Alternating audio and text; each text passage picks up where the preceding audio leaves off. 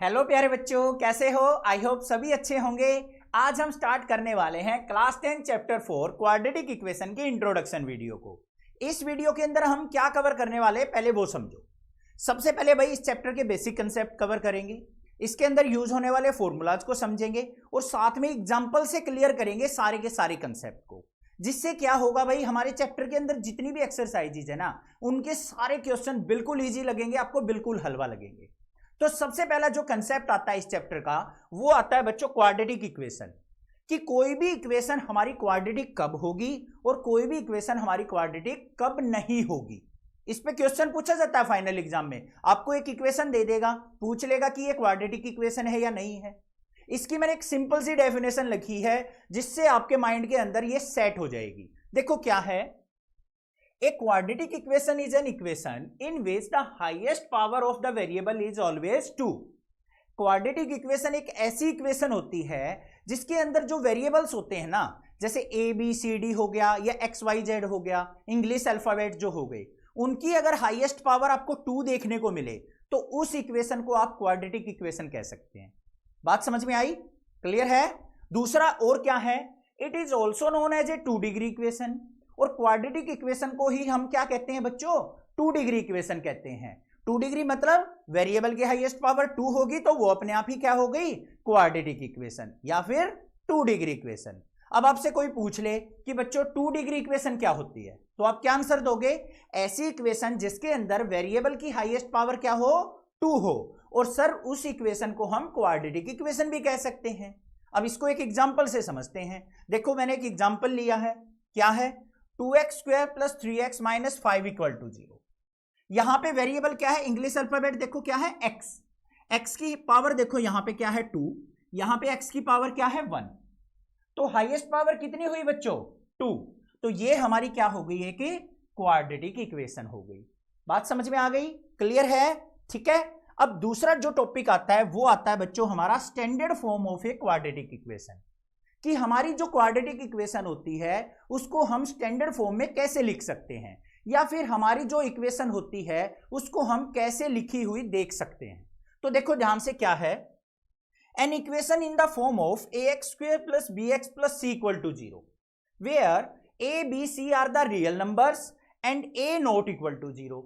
अगर कोई इक्वेशन आपको इस फॉर्म में लिखी दिखती है ax square plus bx plus c equal to 0, जिसके अंदर हमारा जो a है, b है और c है, ये तीनों तो रियल नंबर होंगे, और जो हमारा a है ना वो हमारा कभी भी इक्वल टू 0 नहीं होगा, तो ऐसी इक्वेशन को हम क्वाड्रेटिक इक्वेशन कह देंगे। क्लियर बात है? अब a हमारा 0 क्यों नहीं होगा बच्चों? देखो अगर मैं a को 0 रख देता हूं, एक्स स्क्वायर के कोफिशिएंट को 0 रख देता हूं, तो क्या हो जाएगा? 0 इंटू एक्स स्क्वायर प्लस में bx प्लस में c इक्वल टू 0। अब यहां पे 0 से मल्टीप्लाई होगी तो ये तो हमारा 0 हो गया, तो बचा क्या यहां पे? bx plus c equal to 0। तो यहां पे जो वेरिएबल की हाईएस्ट पावर कितनी रह गई बच्चों? 1। और 1 अगर वेरिएबल की पावर होती है तो वो कौन सी इक्वेशन होती है? चैप्टर 3 में पढ़ा था, लीनियर इक्वेशन। तो ये हमारी क्वाड्रेटिक इक्वेशन नहीं रहेगी।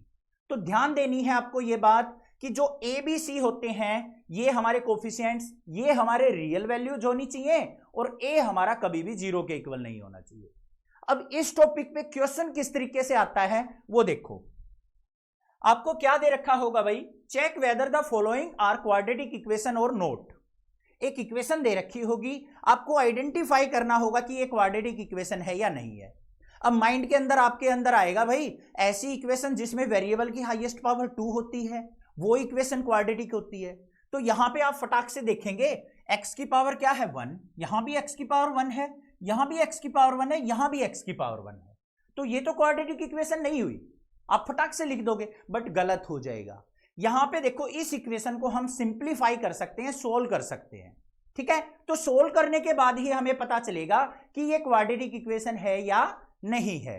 तो भाई देखते हैं इसको सिंप्लीफाई करके। सबसे पहले देखो बच्चों हम क्या करेंगे, यहां पे इस इक्वेशन की और इसकी दोनों टर्म्स की हम प्रोडक्ट करेंगे। तो पहला काम क्या करेंगे, x की प्रोडक्ट हमारी 2x से भी होगी और +1 से भी होगी। फिर हमारा क्या होगा, -3 की प्रोडक्ट 2x से भी होगी और 1 से भी होगी।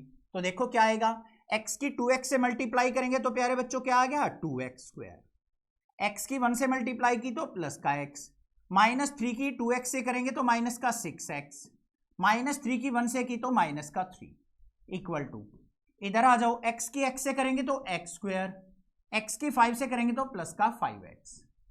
इन दोनों टर्म्स को लेफ्ट साइड ले आओ, देखो यहां पे क्या हो गया 2x स्क्वायर, 6x में से x गया तो माइनस का 5x -3, इसको इधर लेके आएंगे तो माइनस का x square -5x equal to 0। Clear बात है।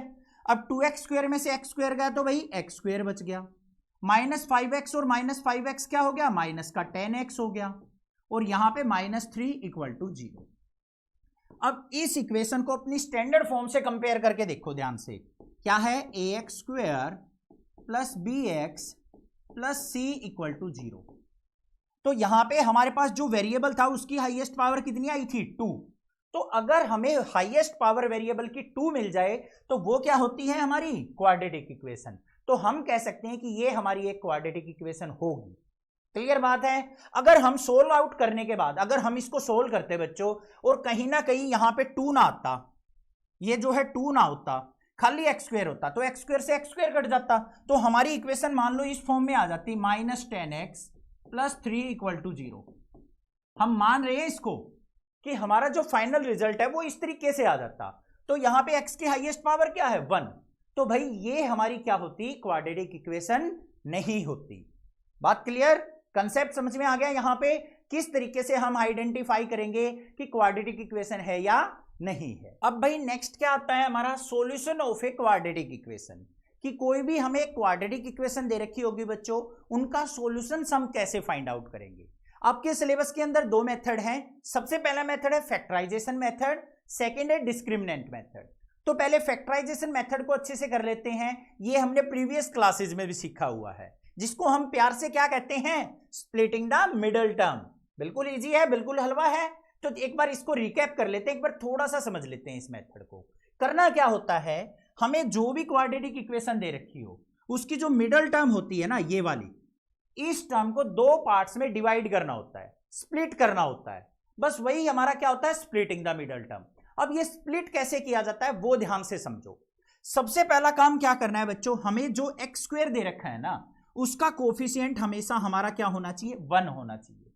अगर 1 नहीं है तो हमें क्या करना है, इस कोफिशिएंट को कांस्टेंट के साथ मल्टीप्लाई करके एक रफ इक्वेशन बना लेनी है, उसको फिर स्प्लिटिंग द मिडल टर्म करना है, जो कि मैं अगले पेज पे आपको समझाऊंगा। तो यहां पे तो हमारे पास एक्स स्क्वायर का कोफिशिएंट क्या है 1, तो इस केस में क्या करेंगे देखो ध्यान से देखो, जो हमारा कांस्टेंट है ये तो हमारे जो फैक्टर होंगे ना, जो हमारी स्प्लिटिंग द मिडल टर्म होगी, स्प्लिट होके जो 2 टर्म आएंगी उनकी प्रोडक्ट तो हमारी ये आनी चाहिए 12। तो प्रोडक्ट क्या होनी चाहिए, प्रोडक्ट 12 होनी चाहिए। दूसरा जो बीच वाली टर्म है यहां पे क्या है 7, तो हमें ऐसे फैक्टर लेने हैं जिनको हम ऐड या सब्ट्रैक्ट करके क्या आ जाए, सम करके क्या आ जाए 7 आ जाए। बस ये काम आपको करना है। जो कांस्टेंट होगा वो तो प्रोडक्ट आनी चाहिए हमारी फैक्टर की, और बीच वाली टर्म क्या आनी चाहिए सम और डिफरेंस आना चाहिए। तो भाई ध्यान से देखो 12 के फैक्टर सोचो अपने माइंड में, 12 किस किस की मल्टीप्लाई करने से आता है। सबसे पहला आएगा भाई सरमन में आ रहा है 1 मल्टीप्लाई 12, 12 1 जा 12 होता है। बट क्या 12 और 1 का डिफरेंस या फिर ऐड करने के बाद 7 आ रहा है, नहीं आ रहा है, तो इनको छोड़ दो। दूसरा आ गया सर 6 2 जा 12, ये भी बात ठीक है भाई, बट 6 और 2 का ऐड या सब्ट्रैक्ट करने के बाद 7 आ रहा है, नहीं आ रहा है, ये भी छोड़ दो। तीसरा मन में आ गया सर 4 3 जा 12, बिल्कुल ठीक है, 4 3 जा 12 होता है और 4 और 3 का सम 7 भी होता है, मिल गए भी फैक्टर। तो 4 और 3 क्या हो गए यहां पे फैक्टर, दोनों प्लस के हैं तो दोनों प्लस के ही रखने हैं हमें। तो यहां पे देखो कैसे करेंगे, एक्स स्क्वायर प्लस में इसको क्या लिखेंगे 4x प्लस में 3x प्लस 12 इक्वल टू 0। तो हमने क्या किया 7x को 2 पार्ट्स में डिवाइड कर दिया, 4x और 3x में। जो भी यहां पे हमारे पास फैक्टर आए थे उनके साथ x लगा के हमने मिडल टर्म को स्प्लिट कर देना है। बात समझ में आ गई बच्चों, इतनी क्लियर है। आगे क्या करेंगे, जो पहली 2 टर्म है इसमें देखो क्या कॉमन आ रहा है, इधर x है इधर भी x है, तो मैं x कॉमन ले सकता हूं, ले लिया भाई। यहां से एक एक्स भाग गया बाहर, तो यहां पे बच गया एक एक्स, यहां से एक्स चला गया तो क्या बच गया, प्लस का 4 बच गया। आगे आ जाओ, अगली दो टर्म में देखेंगे बच्चों क्या है, इधर एक्स है इधर एक्स नहीं है, तो एक्स तो कॉमन नहीं आएगा। यहां पे 3 है, 12 के फैक्टर अगर मैं करूं तो क्या होता है, 3 4 जा 12, 3 इसमें भी है इसमें भी है, तो हम 3 कॉमन ले लेंगे। यहां से 3 कॉमन लेंगे तो x बचेगा, यहां से 3 बाहर लेके जाएंगे तो अकेला 4 बच जाएगा। अब यहां पे इंपॉर्टेंट बात क्या आती है, जो ये फैक्टर आया था ना हमारा, वही फैक्टर यहां पे ये आएगा। अगर सेम नहीं आ रहा है तो क्वेश्चन में कर दिया आपने गड़बड़। तो ये x + 4 आया, यहां भी x + 4 आएगा इक्वल टू 0। अब x + 4 को तो इकट्ठा लिख दिया, और दूसरा फैक्टर क्या है x + 3, इसको लिख दिया इक्वल टू 0। अब इन दोनों को बारी बारी से अलग अलग क्या कर देंगे, 0 के इक्वल। तो x + 4 इक्वल टू 0 करेंगे तो x की वैल्यू क्या आ गई, 4 को राइट साइड लेके जाएंगे -4। ऐसे ही फिर क्या करेंगे, x + 3 इक्वल टू 0 करेंगे तो x की वैल्यू क्या आ गई, -3। कितने सॉल्यूशन आ गए हमारे इस इक्वेशन के, 2 सॉल्यूशन। तो भाई मैक्सिमम जो सॉल्यूशन होंगे ना बच्चों क्वाड्रेटिक इक्वेशन के, वो 2 ही हो सकते हैं, क्योंकि इसकी हाईएस्ट डिग्री क्या होती है, 2 होती है। तो जिस इक्वेशन की जितनी हाईएस्ट डिग्री होगी उतने ही पॉसिबल सॉल्यूशन उस इक्वेशन के होते हैं। क्लियर बात हो गई, समझ में आ गया, यहां तक कोई दिक्कत नहीं होनी चाहिए। अब एक और एग्जांपल लेते हैं स्प्लिटिंग द मिडल टर्म का। यहां पे ध्यान से देखो क्या दे रखा है, 6x² - x - 2। अब मैंने क्या कहा था, x² का सबसे पहले आपको चेक करना है कोफिशिएंट क्या होना चाहिए, 1 होना चाहिए। अगर 1 नहीं है तो हमें क्या करना है बच्चों, इसको हमें कांस्टेंट के साथ मल्टीप्लाई करके एक रफ इक्वेशन बना लेनी है। क्या बना लेनी है, रफ इक्वेशन। यहीं पे करोगे कंफ्यूजन होगी, रफ इक्वेशन से करोगे बहुत इजी होगा, बहुत हलवा होगा। देखो कैसे, 6 की -2 से मल्टीप्लाई करेंगे तो क्या बच जाएगा भाई, x² - x माइनस में 6 2 जा 12। रफ इक्वेशन यही बन गई ना, 6 की 2 से मल्टीप्लाई करके। अब मैंने क्या कहा था, ऐसे फैक्टर निकालने हैं कि प्रोडक्ट करेंगे तो क्या आना चाहिए भाई, -12, जो साइन हो साथ में उठाएंगे, और ऐड सब्ट्रैक्ट करें तो यहां पे x का कोफिशिएंट क्या है, -1, तो हम सम या डिफरेंस करें तो कितना आना चाहिए, -1 आना चाहिए। फिर वही बात आएगी माइंड में, हम फैक्टर क्या ले सकते हैं भाई, प्रोडक्ट करें तो -12 आए, माइनस को अभी छोड़ दो, 12 आए, तो भाई पहला फैक्टर 12 × 1 हो सकता है, बट 12 और 1 का ना तो डिफरेंस -1 होता है, ना सम करने के बाद -1 आएगा, तो ये नहीं लेंगे हम। सिंपल सी बात है, यहां पे 4 और 3 दोबारा लिए जाएंगे, क्योंकि 4 और 3 का डिफरेंस -1 हो सकता है। कैसे, जब अगर मैं 4 को माइनस का ले लूं और 3 को प्लस का ले लूं। ध्यान से देखना, अब -4 की 3 से मल्टीप्लाई करूं तो -12 आएगा या नहीं आएगा, बिल्कुल आएगा सर। -4 में से 3 अगर मैं सब्ट्रैक्ट करता हूं तो -1 आएगा या नहीं आएगा, बिल्कुल आएगा। तो हमारे पास फैक्टर क्या हो गया, एक तो -4 हो गया, एक प्लस का 3 हो गया। क्लियर हो गए भाई, स्प्लिटिंग द मिडल टर्म, इन दोनों को ले लेंगे। तो यहां पे देखो क्या बन गया, 6x² + 3x - 4x - 2 = 0। ये बन गए भाई। हमने क्या किया, इसको 2 पार्ट्स में यहां पे डिवाइड कर दिया। अब देखो माइनस के 4x में से 3x अगर मैं सब्ट्रैक्ट करूं बच्चों, तो माइनस का x ही तो बचेगा। हो गया ना स्प्लिटिंग द मिडल टर्म। अब हमें क्या करना है, पहली 2 टर्म में से कॉमन निकालना है, जो कॉमन निकल रहा हो। 6 हमारा 3 का मल्टीपल है तो 3 कॉमन आ गया, दोनों में x भी है तो x कॉमन आ गया। यहां पे क्या बच गया, 2x, यहां से 3x बाहर चला गया तो प्लस का 1। फिर यहां पे क्या है, माइनस आ गया तो माइनस कॉमन आएगा गारंटीड। यहां पे देखो ये 2 का मल्टीपल है, ये भी 2 है, तो माइनस का 2 बाहर आ गया। यहां पे क्या बच गया, 2x, यहां से -2 बाहर आएगा तो प्लस का 1 बच जाएगा = 0। दूसरा मैंने क्या कहा था, ये और ये फैक्टर हमेशा सेम आना चाहिए, तभी क्वेश्चन ठीक है, अदरवाइज गड़बड़ हो गई है। अब यहां पे देखो एक तो फैक्टर बन गया भाई 3x - 2, और दूसरा फैक्टर प्यारे बच्चों बन गया 2x + 1 = 0। दोनों को अलग अलग करके 0 के इक्वल लिख देंगे, 3x - 2 = 0, और दूसरा क्या हो गया, 2x + 1 = 0।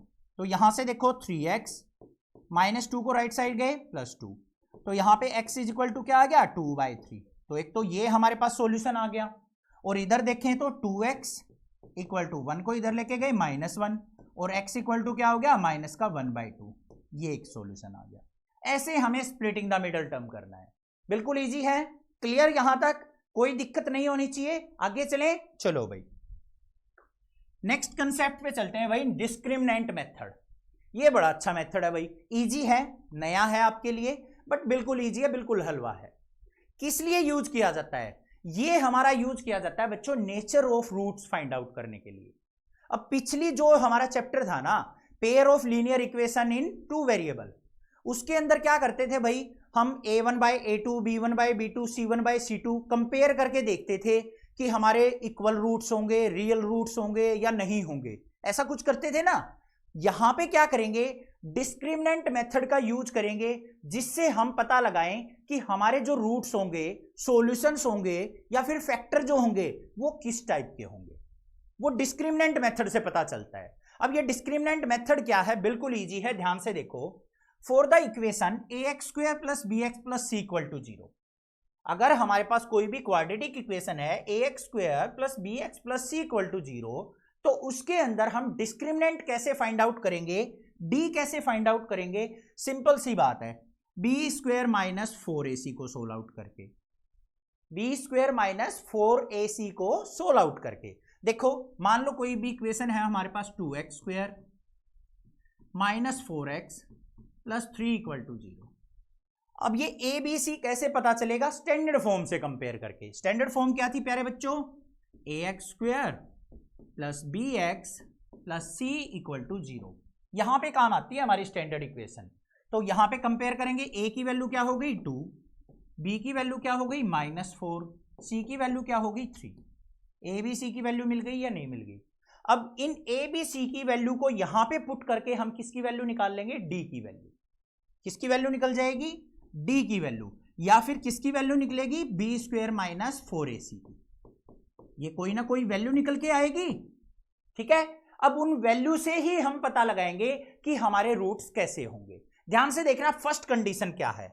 If B square minus 4ac greater than 0, मतलब इस d की वैल्यू या फिर b स्क्वायर माइनस 4ac को सोल्व करने के बाद अगर हमारे पास पॉजिटिव वैल्यू आ जाती है, ग्रेटर देन 0 वैल्यू आ जाती है, 1 आ गया, 2 आ गया, 3 आ गया, अप टू इंफिनिटी कोई भी वैल्यू आ गई, तो हमारे क्या होंगे? 2 डिस्टिंक्ट रियल रूट एग्जिस्ट करेंगे। 2 अलग अलग रियल रूट हमारे उस इक्वेशन के होंगे। पहली बात क्लियर। दूसरी बात पे चलते हैं।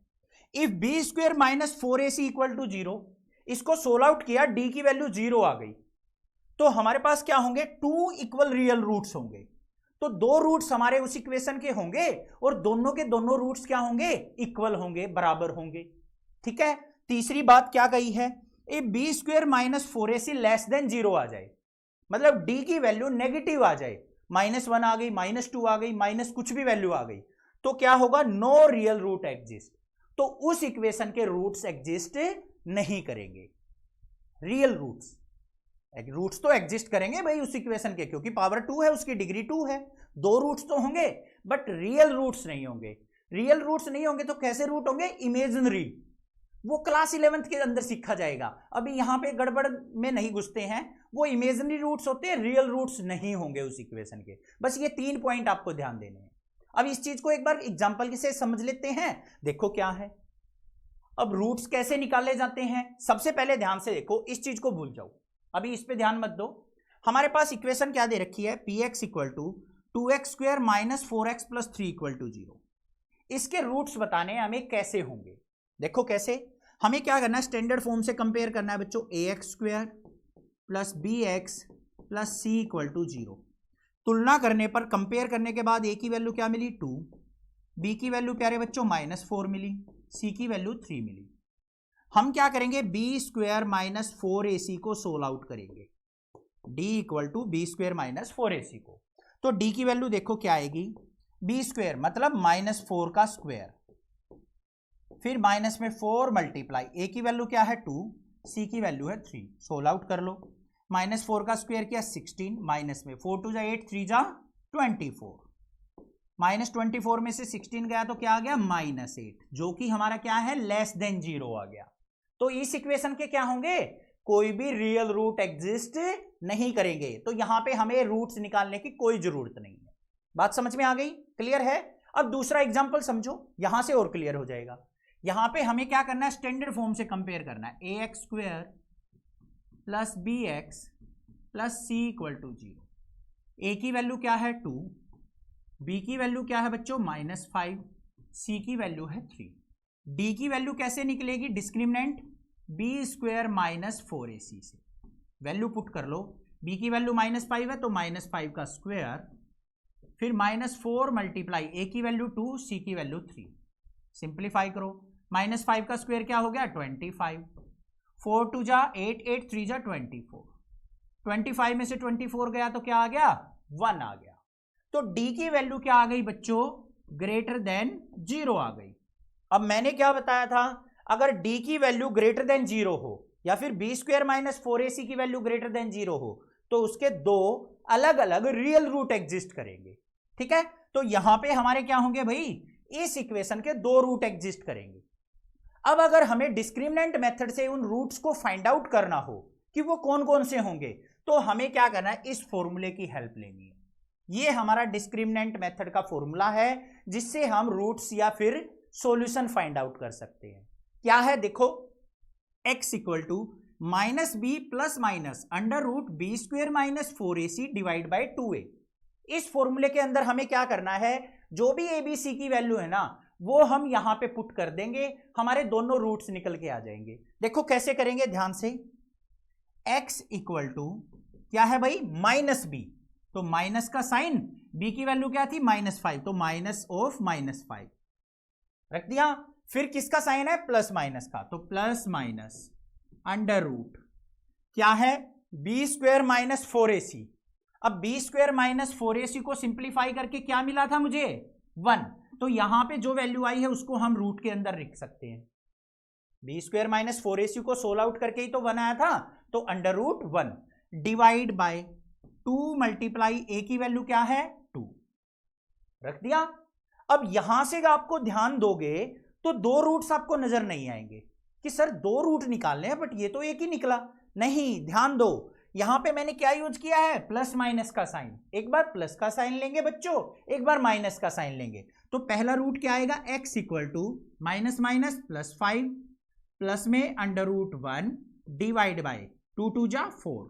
दूसरा क्या आएगा, x इक्वल टू 5 माइनस में under root 1 divide by 4। Simplify करो तो x इक्वल टू क्या आ गया, 1 का रूट निकालेंगे 1, तो 5 और 1 क्या हो गया 6/4। 2 से कट किया तो कितना आ गया 3/2, एक रूट आ गया। आगे आ जाओ, x इक्वल टू 1 का रूट किया 1, 5 माइनस 1 कितना हो गया 4, तो 4/4, 4 से 4 कट गया तो कितना आ गया 1। तो हमारे दो रूट आ गए यहां पे, x इक्वल टू 1 और x इक्वल टू 3/2। दोनों रियल वैल्यू हैं और दोनों अलग अलग रूट निकले हैं। यही तो मैंने बताया था, d की वैल्यू ग्रेटर देन 0 होगी तो दो रूट निकलेंगे। पता चल गया कैसे निकलेंगे। बाकी क्वेश्चंस करेंगे वहां से और हलवा बना दूंगा चैप्टर को, चिंता मत करो, 100 आउट ऑफ 100 मार्क्स लेके आएंगे, बस ध्यान से समझते रहो। और नेक्स्ट क्लासेज को जरूर फॉलो करो, अपने फ्रेंड्स के अंदर चैनल को जरूर शेयर करो। Thank you students for watching this video.